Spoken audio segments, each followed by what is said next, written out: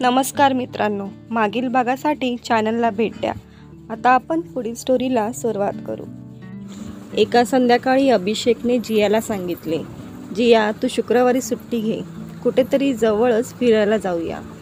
जियाने उदास स्वरात सांगितले, नको अभिषेक, कामावर खूप काम आहे. जियाच्या वागणुकीत झालेला बदल अभिषेक मनात असूनही समजून घेऊ शकत नव्हता. ती रात्रीही उशिरापर्यंत लॅपटॉपवर काहीतरी करत बसायची. अभिषेकने आवाज देताच घाबरून लॅपटॉप बंद करायची. अभिषेक तिच्याजवळ जायचा. जितका प्रयत्न करत होता तितकीच ती त्याच्यापासून दूर जात होती. न जाणो ते काय होते ज्याच्यासाठी ती वेडी झाली होती. जियाच्या भावानेही त्या दिवशी अभिषेकला फोन करून विचारले की आजकाल जिया घरी एकही फोन करत नाही. सर्व काही ठीक आहे ना? अभिषेकने सांगितले, सर्व ठीक आहे, फक्त सध्या कामावर खूप काम करावे लागते. पाहता पाहता 2 वर्ष लोटली. आता अभिषेकच्या व जियाच्या आईवडिलांनाही वाटत होते की त्यांनी बाळाचा विचार करावा. आज त्यांच्या लग्नाचा 2रा वाढदिवस होता. यावेळेस लीला यांनी पार्टी ठेवली होती. जियाने खूप सुंदर फिकट तांबड्या रंगाचा स्कर्ट आणि कुर्ता घातला होता. अभिषेकची नजर तिच्यावर खिळली होती. बाळाची गोड बातमी कधी देणार असे विचारून सर्वजण त्यांना चिडवत होते. रात्री एकांतात जेव्हा अभिषेकने जियाला सांगितले की जिया मलाही बाळ हवे आहे, त्यावेळी जियाने नकार दिला.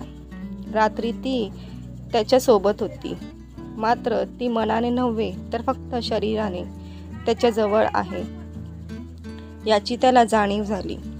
त्यामुळे तो रात्रभर झोपू शकला नाही. दिव्याच्या प्रकाशाने संपूर्ण शहर तजोमय झाले होते. आज बऱ्याच दिवसानंतर अभिषेकला जियाचा चेहरा उजळलेला दिसला. जियाने अभिषेकला सांगितले, अभिषेक, आज मला तुला काही सांगायचे आहे आणि काही दाखवायचेही आहे.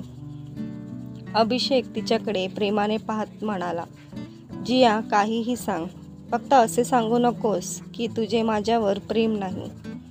जिया मोठ्याने हसली आणि म्हणाली, तू वेडा आहेस का? तू असा विचार करूच कसा शकतोस? अभिषेक स्मित हास्य करत म्हणाला, तू गेल्या वर्षभरापासून माझ्याकडे दुर्लक्ष करत आहेस. आपण एकत्र कुठेच गेलेलो नाही. अभिषेकला जियाला काय सांगायचे आहे हे समजत नव्हते. जियाने गुलाबी आणि नारंगी रंग असलेली चंदेरी सिल्कची साडी नेसली होती.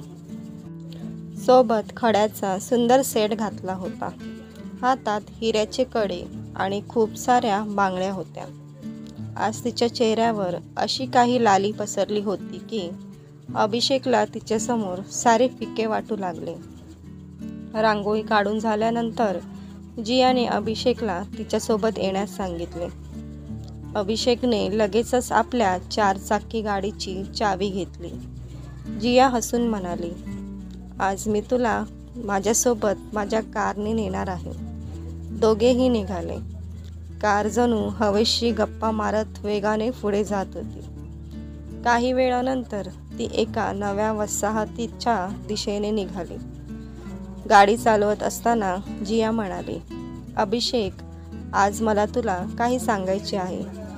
तू नेहमीच माझी अतिशय चांगल्या प्रकारे काळजी घेतलीस, पण लहानपणापासूनच माझे एक स्वप्न होते जे माझ्या डोळ्यात कायमचे घर करून बसले होते.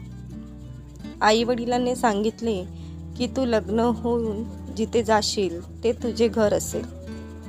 तू भेटल्यावर वाटले की माझे स्वप्न पूर्ण झाले. पण अभिषेक, काही दिवसानंतर माझ्या लक्षात आले की काही स्वप्ने अशी असतात जी वाटून घेता येत नाही. लग्नाचा अर्थ असा होत नाही की तुमच्या स्वप्नाचे ओझे तुमच्या जोडीदाराने वहावे. माझी तुझ्याबद्दल किंवा इतर कोणाबद्दलही काहीच तक्रार नाही. पण अभिषेक, आज माझे एक स्वप्न पूर्ण झाले आहे, असे सांगत तिने एका नवीनच तयार झालेल्या सोसायटीसमोर गाडी थांबवली. अभिषेक काहीच न बोलता तिच्या मागून चालला होता. एका नव्या फ्लॅटच्या दरवाजावर तिची नेमप्लेट होती. अभिषेक आश्चर्यचकित होऊन बघतच राहिला. छोटे पण खूपच सुंदर सजवलेले घर होते. तितक्यात हवेची झुळूक आली आणि जियाच्या त्या स्वतःच्या घरातले मोरपिशी रंगाचे चंदेरी सिल्कचे पडदे हलू लागले. जिथे तिचा अधिकार केवळ घरावरच नाही तर घरातील प्रत्येक गोष्टीवर होता. तर मित्रांनो, तुम्हाला स्टोरी आवडली असेल तर व्हिडिओला लाईक करा आणि चॅनलला सबस्क्राईब करायला विसरू नका.